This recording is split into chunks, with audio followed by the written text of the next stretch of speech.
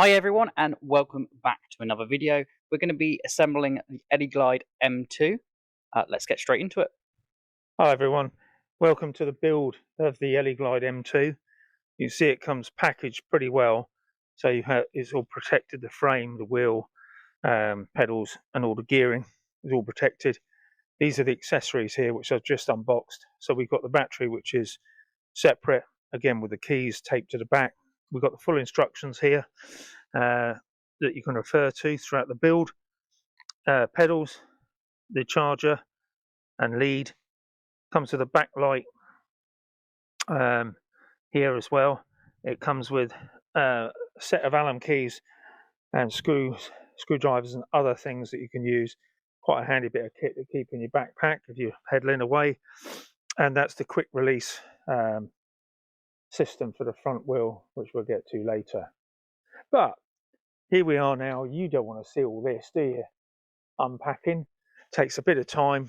Obviously, remember, dispose of it in an eco-friendly manner.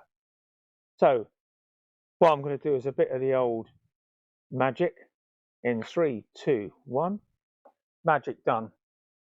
You can see there, this is the bike with out the packaging on. So it is pretty assembled actually. The rear motor's all put on, as is the derailleurs. What you've got left is, as you can see here, the handlebar, the pedals and the battery. You've got to assemble the front here first. That's the steering. That's the first thing you can do. So it's as a friend of mine used to say, Mark, Magic Mark, would show me how to repair bikes. This is how I learnt most of my trade, from Mark. So, okay, so lining this up, just tighten these up nice and tight. And the same with the other one on the other side here. And just double check, hold the fork, just make sure that that's in line, which it is, and it's nice and straight and tight. But keeping that nice and central here, I possibly would keep it round about here, so you can see the 30 is round about on the Allen keys. These needs to be nice and level. Okay, so as I say, what you want to do is just slowly tighten these up. Yeah, don't over tighten one too much. Just pulling them. When you're doing this, is pull one in, then start on the diagonal of the other one, so it pulls the clamp in nice and level.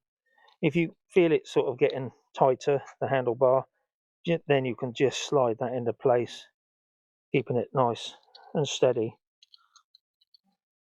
So you can see there, I've tightened that up and I've kept the 30 round about to the bottom of those bolts, and it seems to be nice and in line actually, because these brake levers are about level. But of course you can change that how you'd like, really. Again, you can alter these, but to me, it's visually, it looks pretty good the way it is. So the saddle here, if you look here, it's got an Allen bolt here, so you can adjust the angle of that to suit your riding style. The seat's padded and it's ventilated, so it's a pretty good saddle. Also, you have got measurements on here, and again, that's the minimum that you need to have within the frame itself, otherwise it's not safe. So this will sit in, as you can see there. It won't sit in yet, so we open up the bolt, that will slide in into place. Then what you can do is just tighten from this side until you feel resistance, and then you can pull that in nice and tight. And again, just make sure that's in line with the frame. As you line this up, this will line up into the brake calipers first here, and then what you can do, this should drop over the top here in between. And it's the same as the saddle really with the quick release stuff, is if you just tighten up the other opposite side to start with,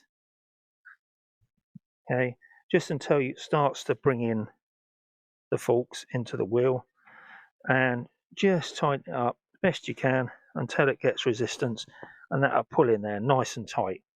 The other thing I would do is just give the wheel a spin, just make sure there's no resistance and it runs nice and freely.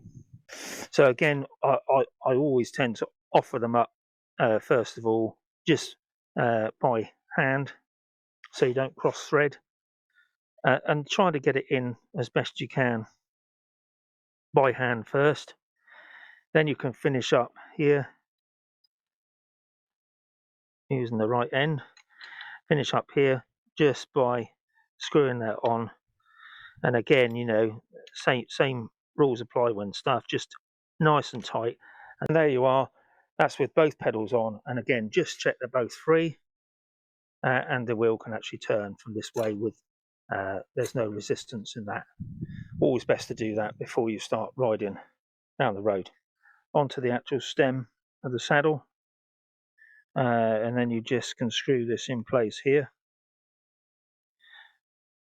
So again, just doing it up by hand to start with, and get it in a nice position you're going to be happy with. So when this is going to be finished up here, you know, before you get it in nice and tight here, just to get it in that position that you need for this, so that when it sits on there, it's sitting nice and visual for other drivers to see you. This is to put the battery in place. It does come with keys, and it has got a locking mechanism there. See that bolt that goes in? Just make sure that's flush before you put it in.